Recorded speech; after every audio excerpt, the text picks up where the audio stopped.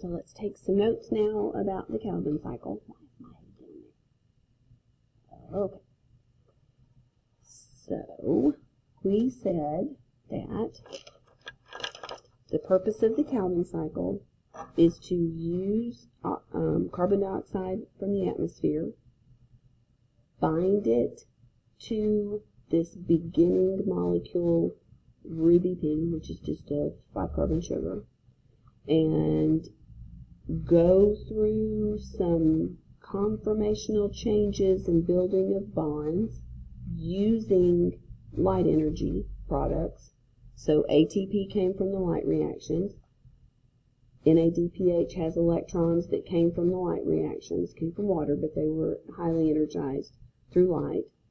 And we're going to make this very useful glyceraldehyde 3-phosphate. So there's tons of pathways that glyceraldehyde 3-phosphate, G3P, is part of, that ends up with other biomolecules that are important, and that's part of what we're going to do in this video, is talk about that. Then you had glyceraldehyde 3-phosphate, that's where you were in this process, but you've got to go back to the Ruby P, because it's a cycle. You've got to start and end with the same thing. So there's some conformational changes there that require ATP, which also came from the light reactions. Okay, so now that we've got all that, let's kind of do just a summary. So for the Calvin cycle, you're going to have carbon dioxide that came from the atmosphere. That's going to be brought into the Calvin cycle along with ATP and NADPH. So energy in the form of spendable cellular energy, we're going to use it to rearrange some atoms in a molecule, along with electrons. So this is energy. Here's your electrons, and they're high energy. I'm going to write that. I guess I'll write it up here. Because they're no good to us if they're not high energy, because that's what we have to make glucose eventually. These two came from the light reactions.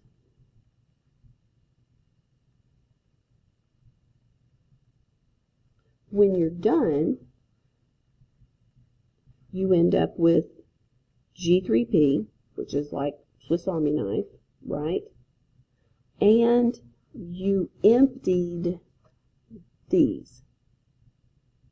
So I used ATP, so I have the empty form, ADP now. I took the electrons away and used them from NADPH, so I have the empty, NADP. So these can then go back to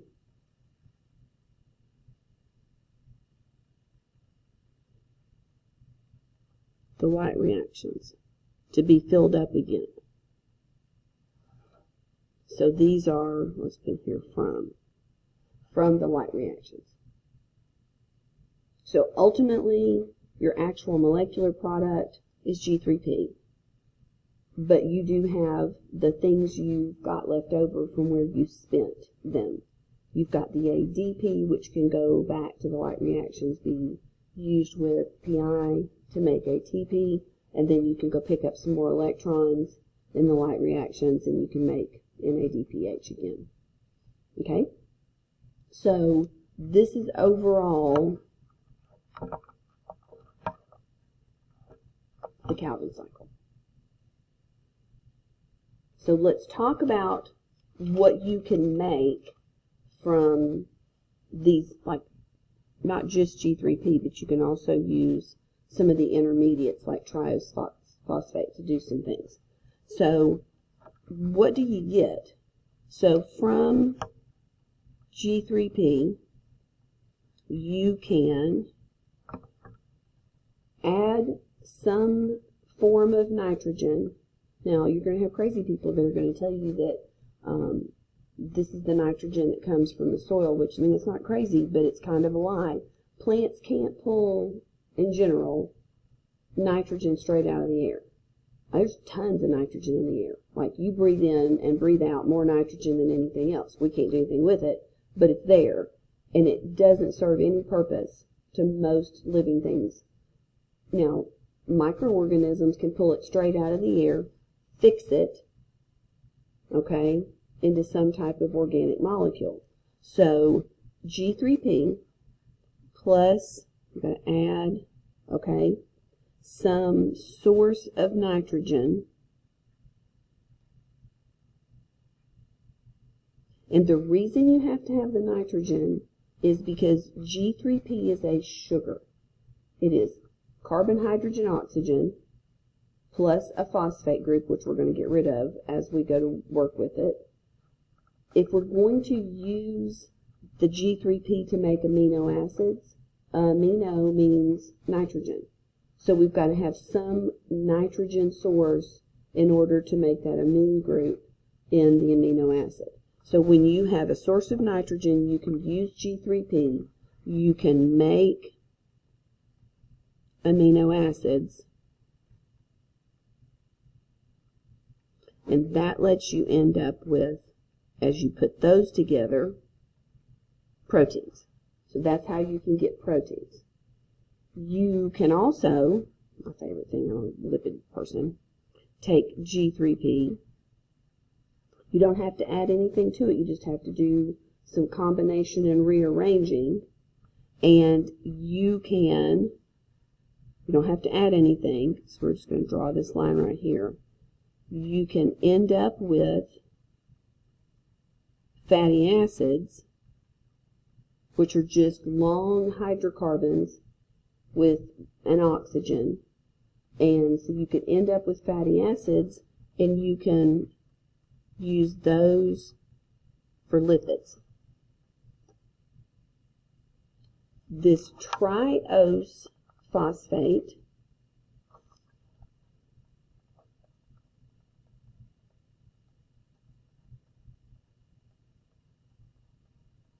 since we haven't talked about it a lot, TP, you can use that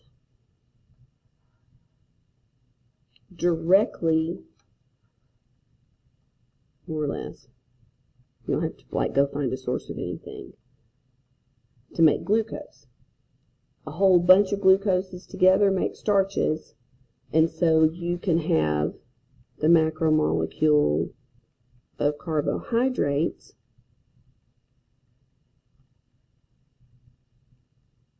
generated from the TP that's part of the Calvin cycle. The other thing that you can do with TP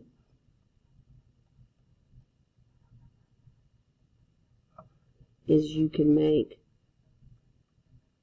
glycerol, which is a sugar alcohol, and it's the backbone of triglycerides when you add fatty acids. So you add glycerol plus fatty acids, and that'll give you triglycerides. If you do 2 fatty acids and a phosphate head, you end up with phospholipids. So we'll include that as its own group because they're so important, because they make up all membranes. So that's how you get all of these molecules from these building blocks. And that's what Calvin's all about. It's about taking carbon dioxide from the atmosphere, the products of the light reactions, building a 3-carbon molecule that can be the source of all of these different things. So, I mean, that's the whole point of what Calvin cycle is. Does it make sense? So, these are your, like, Calvin cycle, either product or component. So these come from the Calvin cycle.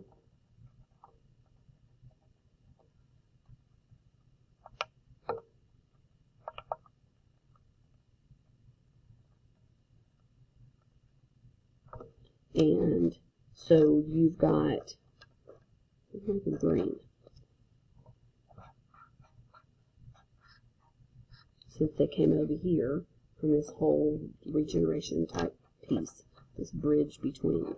And you end up with the ability to have proteins, lipids, carbohydrates, and phospholipids from these molecules that are part of the counting cycle. Okay, so I want to be an advocate, a friend for Rubisco. I told you it's old, like a really, really old enzyme. And I want to tell you a little bit about it, and that gets us to kind of some of the end stuff for the notes. So I hope that makes Calvin make sense to you.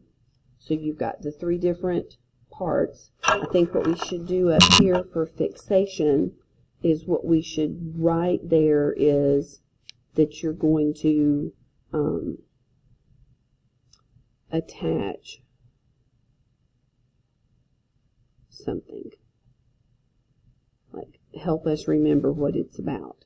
And in this case, the something is carbon dioxide. And what are you attaching it to? The beginning and end molecule RuBP in the Calvin cycle. And this is done by Rubisco. Reduction has to do with electrons. Reduction means you gained them, which means that something lost them.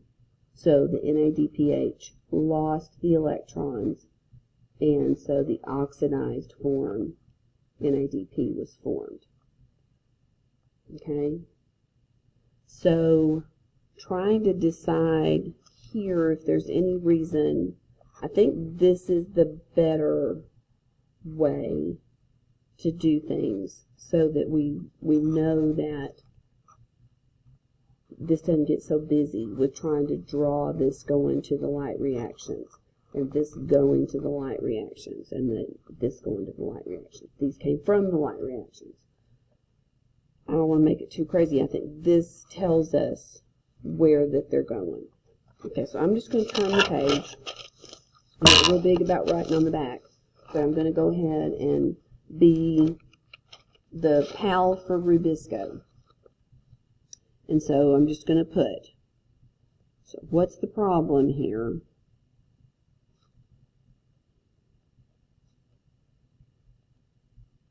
With Rubisco. While I'm here, I'm going to go ahead and write what this is. So RuBP is Rubisco bisphosphate. That's the name of the 5-carbon sugar that starts and ends the Calvin cycle. And since Rubisco acts on it, its name is ribulose. So that's where you get the RU.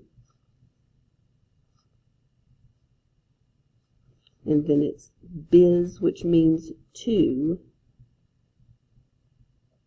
So this is a 5-carbon sugar with 2 phosphate groups. So there's where the bis comes from. And then it, I hope I have room, holy cow. It's called a carboxylase. ACE is an enzyme, Rubisco is an enzyme. So there's the C. That's when it uses carbon dioxide. Don't write like I did. Then the other is an oxygenase, which is the O. So this is the name of the molecule. Ribulose bisphosphate, which is the substrate. This right here is RuBP. And then this is either an enzyme that can deal with carbon dioxide or oxygen, which is where that comes from. Okay, so this is the whole thing. So let's remind ourselves that Rubisco is an enzyme. It's not got the typical ACE unless you know the whole big long name, but it is an enzyme. It is the most common enzyme in the world.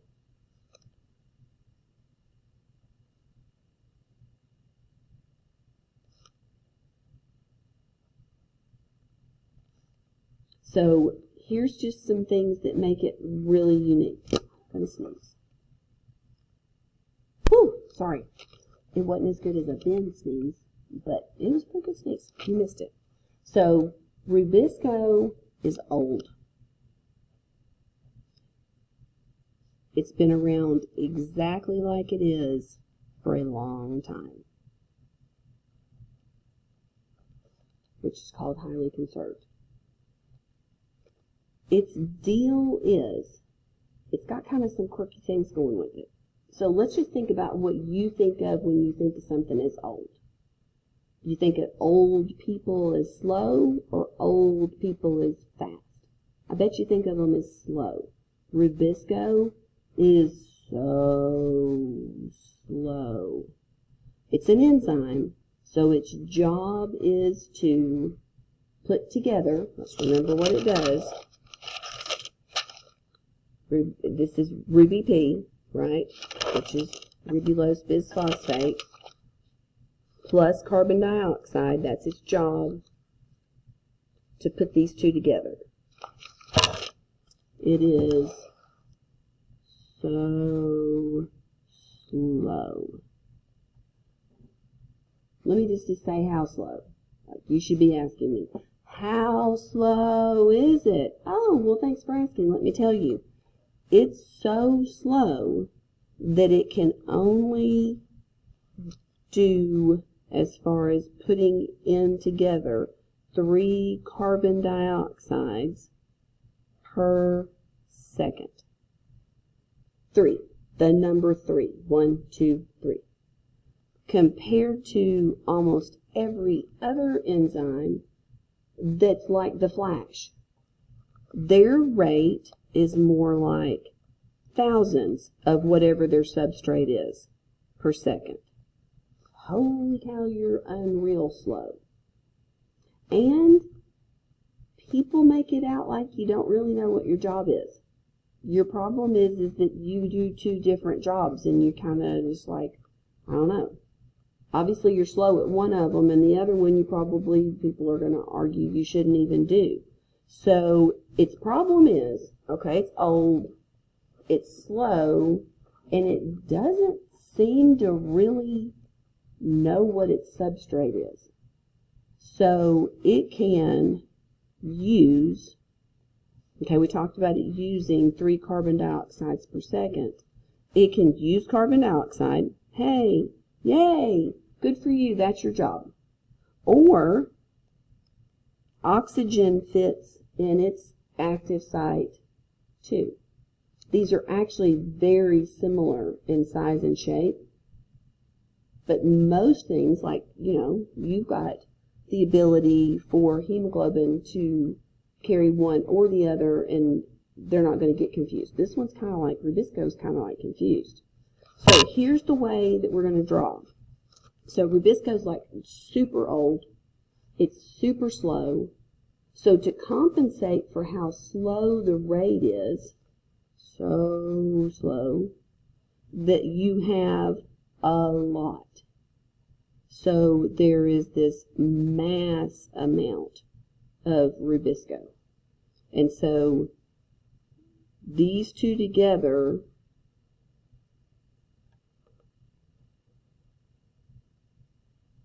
means that there's a lot of Rubisco. Plants have tons of Rubisco. Have to, because they're just like slower than Christmas, which I can say now because it's after Christmas. And they're confused. It's like, are you confused?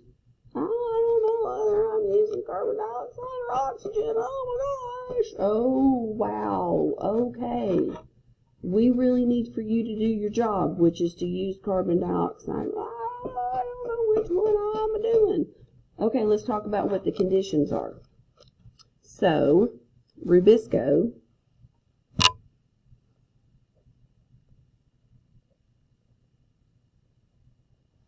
Okay, here's the actual enzyme. Its job, right, is to take ribulose bisphosphate, I'm pointing like you can see it, but RuBP, and add something to it. In the Calvin cycle, its job is to add carbon dioxide. Well, what do you mean? Like, why would it not? Because its active site will hold carbon dioxide or oxygen. Holy cow, like he really is confused. Why would there be one over the other? It depends on the conditions in the plant. So in the condition of this, so if you've got lower temperatures relatively, we've talked about that, so compared to higher temperatures, I'm not talking like something enough to 100 degrees Celsius to boil stuff, but lower temperatures and a high concentration of carbon dioxide, then Rubisco, so this is my enzyme, will have RuBP plus carbon dioxide, and we'll end up with that wonderful, easy to use Swiss Army knife G3P. Okay? Simple, simple. It's not energetically expensive. So this normal, hello, this is what we have. You had one job. One job there, Rubisco. Just take the RuBP, add carbon dioxide, do it. Oh, yay for you. Temperature was low, there's a bunch of carbon dioxide, and we've got G3P. So this is the Calvin cycle.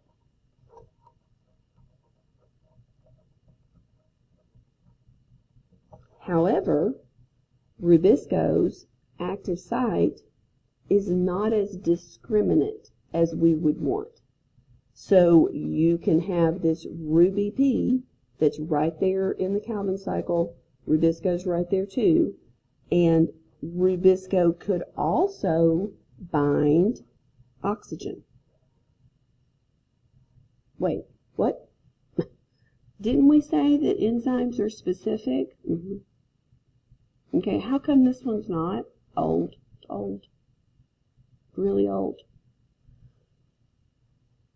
Why in the world would it ever, like, you have one job, do the Calvin cycle, do your job, add carbon dioxide to RuBP, make this precursor molecule, do it. And we're going to make it fancy, because we did before. What are you doing? Why are you doing this? Well, here's my problem. It's too warm. And there's not a lot of carbon dioxide. What? What are you saying? What we're really saying is this. Rubisco has an active site, and it has two substrates with different conditional affinities. Affinity means attraction. In the condition of cooler temps, less energy, but high collisions with carbon dioxide is favored to actually bind to the enzyme. So this substrate is favored under these conditions. The warmer it gets and the less carbon dioxide that there is, oxygen's affinity for the substrate is high, and so you're more likely for Rubisco to bind oxygen, combining it with RuBP. Well, okay, what does that give you? Well, a mess. It gives you this oxygenated product, which, I don't know what you think about oxygen. Oxygen is not your friend. Oxygen is highly electronegative. It'll steal electrons from things. It's a radical.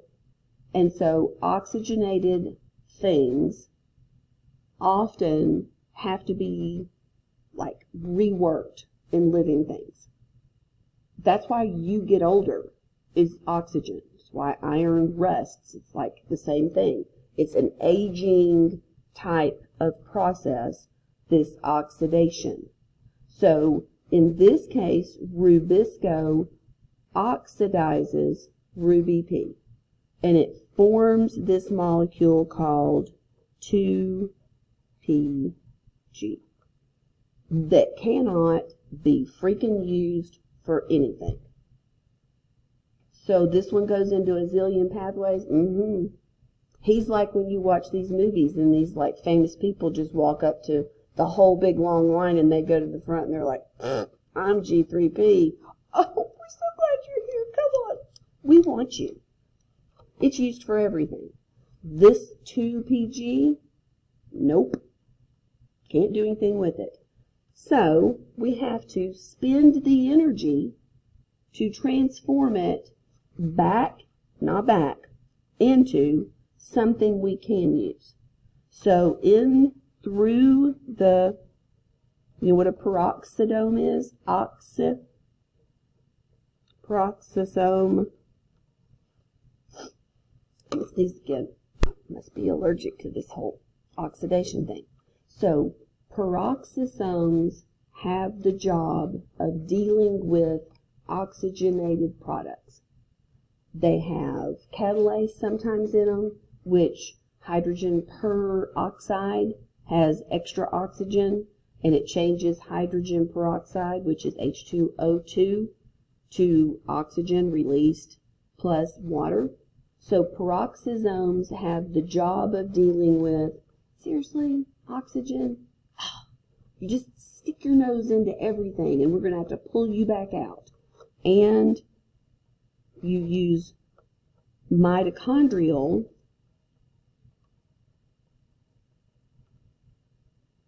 so this is costly. You have to use enzymes, space, time from peroxisomes, mitochondria to convert this 2PG, nobody wants you, into glyceraldehyde 3-phosphate. And the way this works is that oxygen's removed, carbon dioxide's now, hello, that's what we wanted to do in the beginning, silly oxygen. Now we've got it where it's fixed. But it's expensive. This is expensive for cells to do. This process here is called, bless it. So let me see if I can find it over here so you can feel like we've actually moved ahead. Here we go. Yes? No? Oh, okay. I knew I saw it and had circled it. This is called instead of synthesis, it's called respiration.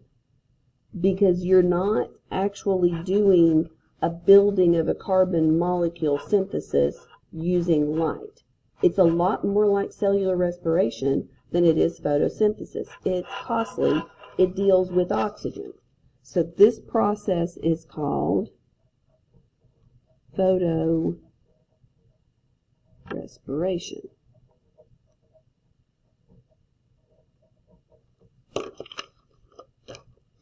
This is what I want. This is what I don't want.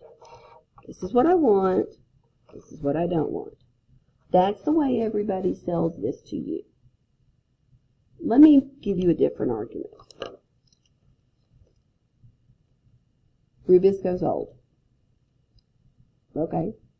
I'm going to go with, instead of, God, you're old, you're slow, you're confused. No, I'm pretty sure not. You know why? Because we kept you. If you're old and slow and confused, okay, let's just make an analogy here because I was watching football the other day. What do you think Tom Brady's the most afraid of being? He's the oldest quarterback ever. He's 43 and something, a half. And he wants to play till he's 45. He does bizarre things, amazing because at 43.5, you're slow. Your guys you're throwing the ball to are 22. Okay? And the last thing you want to do is be considered confused. But he's been around forever. Why? Dude, you're old. You're slow. You're probably confused. Why would you keep something around? Because you're really good at your job. Wait, what? You just made this big story down here like this is the way we want to do things. Yay, go. You had one job. This is the screw up side. No, no, no. No. Can't be. Otherwise, I'm not going to keep you and renew your contract, Rubisco. I'm going to get some guy who's like, I don't know, what's his face? The quarterback from Clemson. I'm going to replace you with a young guy who's not old and who's fast and he's not confused. Why didn't I do that? Why would I keep you? Why would I let you stay around? Because what you're doing serves a purpose. There's a reason for this. Now, if you go back in time, the reason was that if Rubisco, okay, keep moving this, so sorry, it's probably loud. Let's go back to the story of Bless Its Heart, It's Confused. Well, if it's old, it existed in a time where the concentration of oxygen, there wasn't a lot, right? That took time with photosynthetic processes for the concentration of oxygen to be even a big deal at all in the world, okay, to be what it is now. So under old conditions, Rubisco's like, yeah, I kind of got a problem. I get confused, like between carbon dioxide and oxygen. It'd be like, oxa what? Who? What? What is that? Do we have that? Where's that from? What are you talking about? There would not be much. So it wasn't a big deal. But now that we have more, and you have this flippity-floppity, where it seems like Rubisco doesn't have a clue, like, what am I doing? We're taking this one, taking that one, what am I doing? Why is it still playing? These processes, obviously this process leads to organic molecules. Do we agree with that part? I know we do. What's the purpose of this? Why in the world would you have it?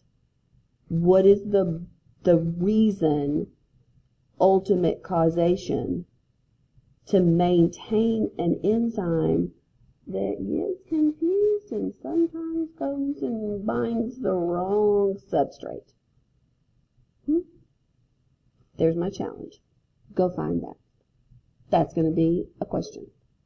It's going to have a question component of not only do you understand how an enzyme works, called substrate specificity, then Rubisco, you got a problem. You're not monogamous, are you? Well, I kind of am. See, like when conditions are over here, I'm all about carbon dioxide. However, under different conditions, I'm kind of all about oxygen. What in the world would allow this Rubisco enzyme to be highly conserved and maintained in processes to the point that you literally are the most prominent protein ever. There's more Rubisco than any other protein, period. That's your question. And that's going to be a free response question. All right, I'm done. I love you.